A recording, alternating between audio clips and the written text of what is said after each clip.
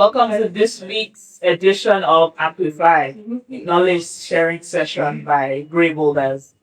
My name is Ruth, and I'll be talking about architecture in animation, bridging imagination and reality. So, going to start with a brief history. I don't want to bore you guys with like the long century-old history, but we need some context. Architecture and animation have evolved together because as human beings and across history, art has always been a main point. Like we can't express ourselves without art. And contemporarily, this is between the late 1800s, which is the 17th century, 19th century, 19th century. Yes. And the earliest version of animation we've had is using these two tools. This is called a zoetrope. It's like a wheel, and then we see through one of the slots and you insert images and spin it, and it looks like it's going round and round. And that was one of the first versions. Of course, there's been things before that, but this was the first official version of animation as we know it. And since then, it has evolved. And side by side, architecture was also evolving.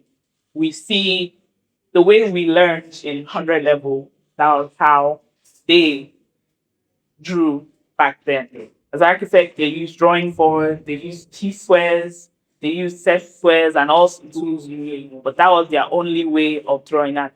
Iconic structures like the Empire State Building in New York were designed this way. You would see these things and think, oh, it's not just us that did it, but they didn't have computers back then. They just used their hands and their imagination.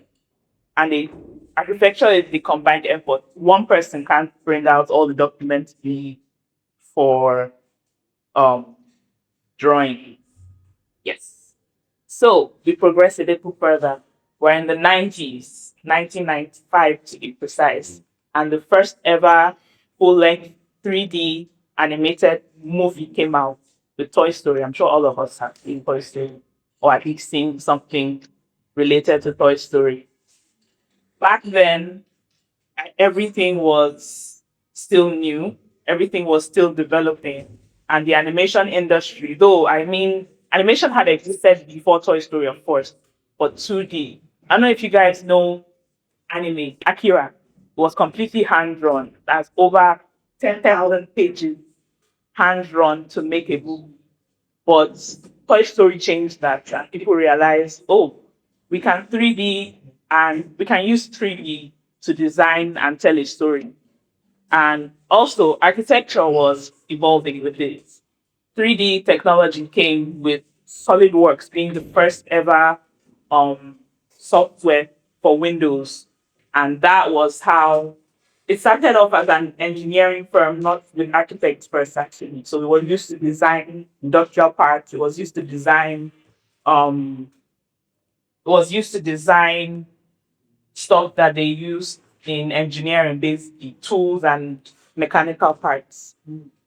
So that's a brief history. And over the decades, we've seen animation studios like Disney, like Pixar, depict animation and architecture. Um, hmm, let's computerization basically changed how we saw animation and architecture as a whole. It made things faster, for one, it made things quicker. So this is from Snow White, released in 1930, and it showed the architecture of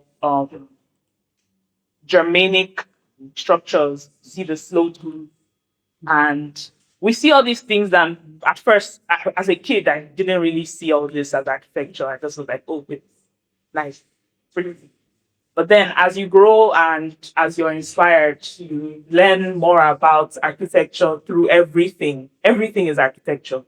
And even fantasy. This is from House Moving Castle. Studio Ghibli as well is a big studio. Everyone who knows animation will know Studio Ghibli. And this is from Spirited Away, the first movie to Can't remember exactly, but it's very important. And we also have the more features. Like if you can see, this is more imaginative and like a whimsical aspect of architecture. And then we go to the sci-fi futuristic aspects with Akira, with Star Wars. This is from, I can't remember the movie, but one of the Star Wars. And this is from Akira, Neo Tokyo. What I love about animation and architecture and animation is you're not constrained to um the world in general.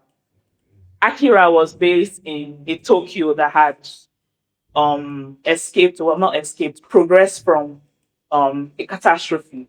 So this is how it was imagined after a big war, after 30 years of war. So Tokyo rebuilds. We've seen Tokyo in the real world go through war with Hiroshima and rebuild. So Akira was telling us this could happen again, and we were able to see architecture there. And Star Wars, everyone does Star Wars as well. Mind blowing architecture, space flight, and all that. But sci-fi.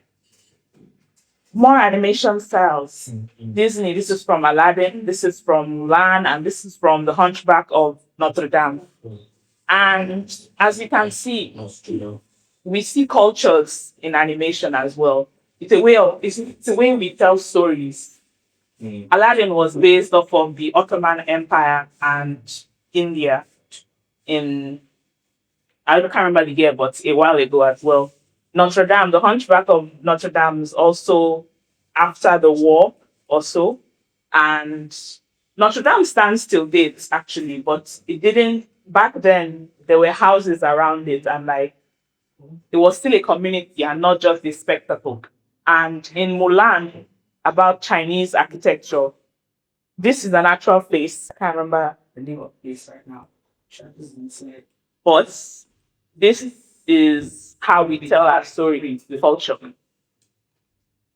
More animation styles, Nigerian culture as well. Nigeria is making big moves in animation as well. This is Iwaju, a Nigerian and Disney animated show released, I think, sometime last year or this year, and it shows what futuristic Nigeria and Lagos feels like a keke, but it hovers. And the architecture behind showing art and the buildings.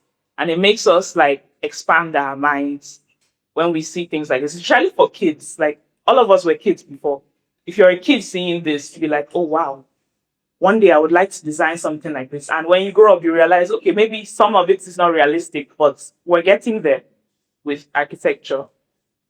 And that's it. It's intersection of animation and architecture.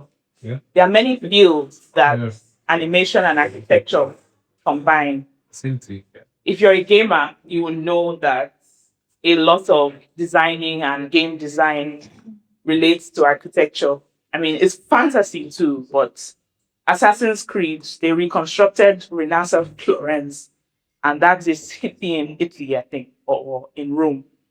And they were able to do that because they had architects in the design team, or at least people with architectural history and background.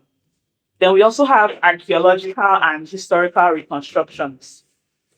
We don't know how the past looks, but we can see the ruins and try to imagine how they would look. And architects are necessary and animators as well help archaeologists to reimagine the world. I think Rome was reconstructed in the ancient Rome has been reconstructed in a virtual world.